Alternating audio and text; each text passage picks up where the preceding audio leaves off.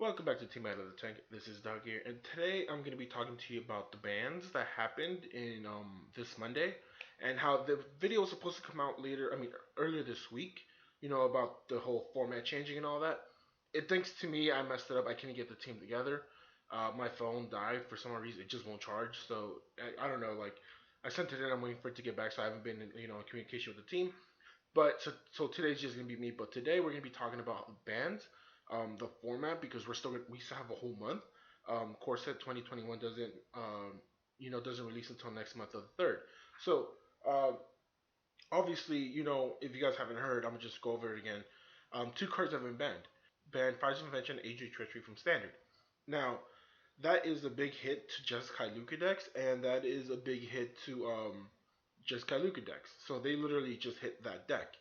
Um, they also changed companions, and in a way, it seems kind of fair. It's understandable what they did, but it's stupid how they did it. And the reason for that is because nobody ever played Lurrus on turn three. Obviously, I play in standard, so you didn't go turn three Lurrus. You turned five Lurrus, so you can get something back. So in a way, it doesn't hurt the deck because you can go Ancient of the Forgotten Gods, sack two creatures, get 2 mana from that. So now you have 7 mana to work with. So you can literally go Lurrus, add it to your hand, cast Lurrus, and then go Kaya's Ghost Form type of thing. But so the companion's effect is that every creature that's a companion that's in the companion zone, you have to pay 3 mana, and you can only do it anytime you can cast a sorcery. It is not an effect mechanic. It is not a casting mechanic, so it can't be negated. It can't be countered. So you just pay 3 mana. It adds to your hand. It doesn't start a chain, and it doesn't like I said, it doesn't act like it's an effect. So you just pay 3 mana. It goes to your hand, and now you can cast it. Your opponent can, from that point, discard it from your hand. So I think the way it's going to go is you pay 3 mana, it goes to your hand. Player priority is I can then cast it, so you can't go, Thought Erasure with Teferi effect. So I believe you still have player priority on casting it. It's a little bit slower because once again it's 3 mana, but the cards that do get hit from this are Obosh. Obosh really gets hit because you would turn 4 with Heraldic Banner, cast Obosh. But seeing as how you have to pay 3 mana now, so if you do have the mana, obviously you can play with it. Turn 8, drop a Bosch, but you don't want to go turn 8 with mono red. Um, if you are stuck on lands, you can just swing with the team. You're like, hey, I know they probably have a board wipe, so instead of committing more, I can add a Bosch. So in a way, it makes you play around your opponent's cards. The point of it was to slow down the decks, which once again makes sense. Stupid how they did it. I am not a game tester. I can't tell them how they did it. But then again, it should have gone back to companion shouldn't have been this broken. So obviously Abash gets hit. Karuga not so much because they not produce a lot of lands, but they have a lot of lands. They ramp, so they can go Karuga like turn 5, add it to your hand and still cast it because of the band ramp. You got Growth Spiral and Euro. But like I said, Karuga doesn't take that big of a hit because you don't go turn 5 Karuga. If you did, then man, I don't know what deck you're playing because you're supposed to have some counters and a lot of draw cards. Karuga is like the last straw to get you more cards. You got Yamori. I think yeah, he got big. Like he got a hit big. He got hit big. Jeez, because you would play him in instant decks, and you're like, all right, I'm gonna just counter everything. Create what do you call it? Amass tokens, and then just go from there. But if you went with the creature side, you really want to slap him on turn 4 because well, your questing beast is now a 3-drop. And if you go turn 5, you can go Questing Beast and another 2-drop creature, Well, 3-drop, that's a 2-drop now. And that's why he was really good at turn 4. So, like I said, it does slow down the deck a little bit. Mutate decks got hit because of this. Urion doesn't matter because it's control decks. You never really went turn 5 Urion. You could, but you really went Urion. You're like, all right, I have a stable board of a lot of enchantments. So around the 8 mana turn, I'm gonna go Urion. And then it kind of didn't matter because you had Fires of Invention, so you could only cast 2 cards. But uh, if you didn't have Fires, you had a lot of lands, which, once again, control decks have a lot of lands, so it doesn't really affect them that much. Just know that they can't turn 5 Urion now. But if they do see, like, what do you call it? If you are going against, a Wilderness Reclamation deck, not that you would, you can go pay 3 mana, Urion, and the Wilderness Reclamation just untaps your land. So There's that. Um, Now that's companions. Which ones got hit? Obviously, the other ones like Kahira, it does suck. Gigantha, like they were never really top tier meta. So these are obviously the top tier meta that got hit. You won't be seeing a lot of them. I'm not saying that they're obsolete. It's just they took a big hit from it. So they're gonna be trying to limp to the finish line. Yeah. Now we got Agent. Now everyone says Winota took a big hit. She took a impact, not a big hit. Agent was what made the deck oppressive. I believe the deck is still oppressive. Just not in the way of I play Agent, I take a creature either that can block or your land. So that was like really oppressive. But Winota is now something that you can like not a gimmicky deck, but that you can like beat your opponent down with because once again, whether this upcoming set has humans or not, Winota still benefits off of that because guess what? If a non-human attacks, that helps her out. If they do print out humans that are broken, yeah, it helps her out. So Winota is one of those that like is gonna be good no matter what because in this current set we have Kenrith and Haktos, and they are not rotating out anytime soon. So you can literally go turn three. If you go turn one Arboreal Grazer or Goose, you can turn two play land. Turn three, you already have that mana because of Arboreal Grazer or because of Goose the food token. You can cast it with Winota. You can cast Winota, attack with those two creatures because they're not defenders, and you can bring in Kenrith and Haktos. Now, mind you, if you went first, that's your turn three that I just casted a Kenrith and a Haktos, so you better have a board wipe. If you don't, on my turn four, I'm just obviously go all out and just attack you because that's once again that's four for Winota, five for Kenrith, six for Haktos. That's legit 15 damage. If the prior turn you didn't block, that's 11 damage you just took from those two creatures from my 3 and 0 2 attack. So once again, Winota is still a boss of a card. It's still a boss of a deck. I wouldn't go four colors with her. I'll probably go Just Guy, just change the deck a bit because Haktos and Kenneth can still be played in those cards. Just what's the one drop? The pirate. The pirate spirit. Just play that. Um, if you want to, you can go four color with Neoform and some Bat. But once again, Winota is still a strong card. Just because she lost Agent doesn't mean she lost everything.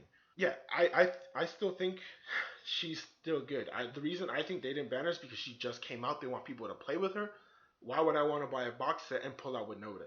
In MTGA, it doesn't matter because they can just refund you the mythic, or just make sure you don't pull it and you make your craft like you have to craft it to get her.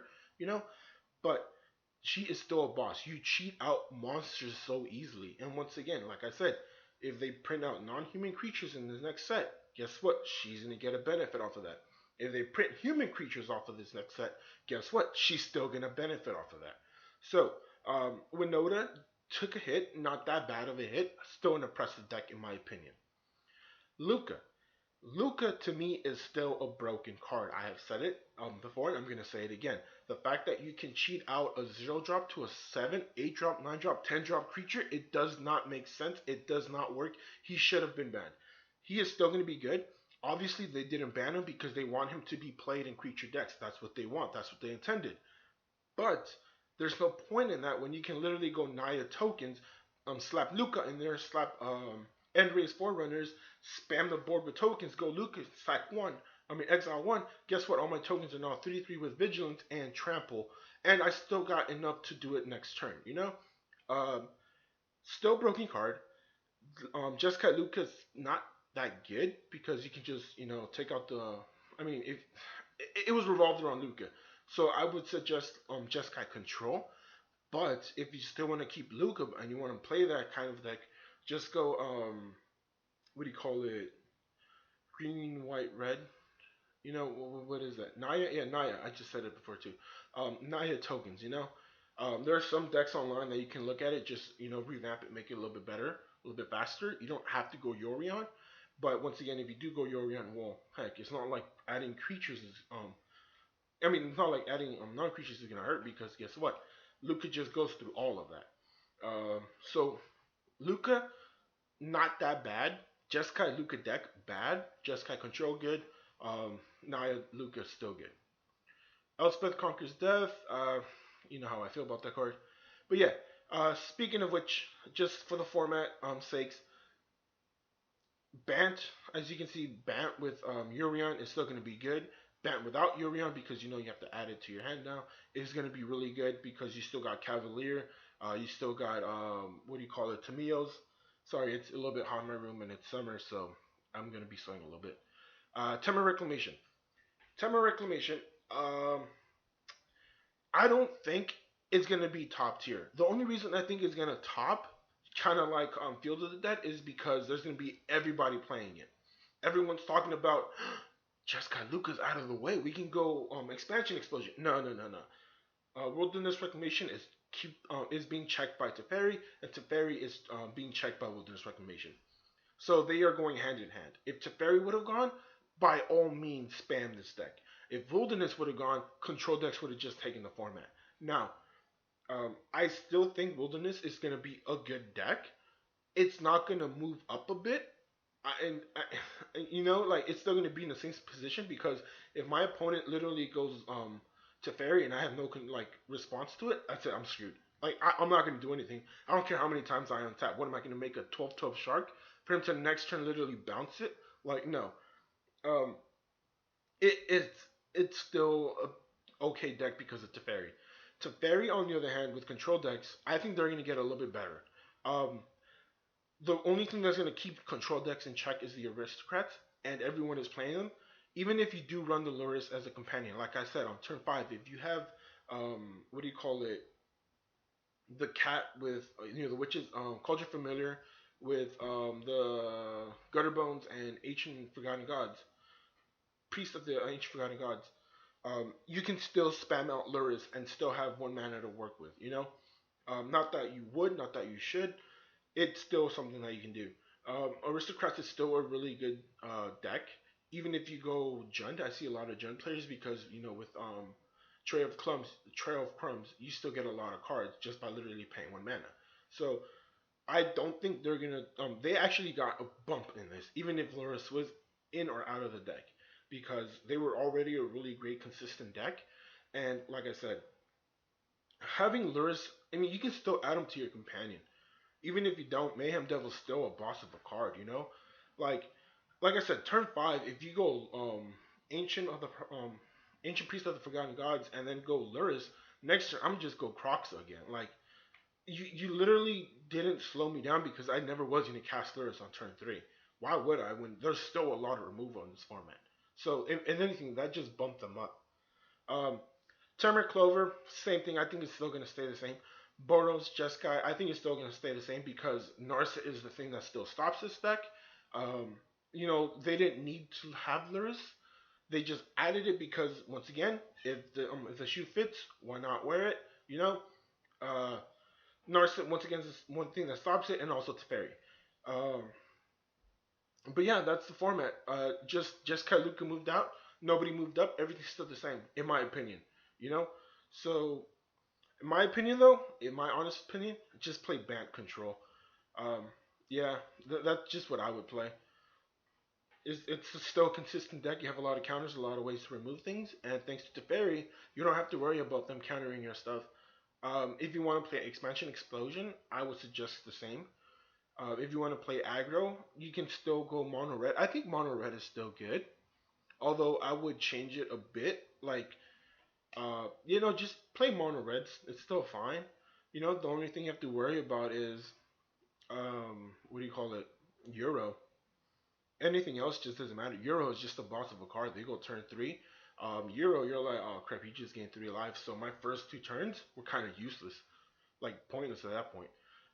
But yeah, I think the meta's still gonna be the same. When Noda's still good, you can cheese her in to like just deal a lot of damage. And like I said, if it's their turn 2 and your turn 3, on their turn 3, what are they gonna like? Definitely Clarion. Okay, my Canada survives, my Winota survives. Um, like if my Haktos got the right number, it survives. Like that's still 11 damage just off of those 2 creatures and not Winota alone. Like I mean 9 damage with the Winota and the Kenrith. Like I'm still at a good state, and you just literally tapped out for nothing.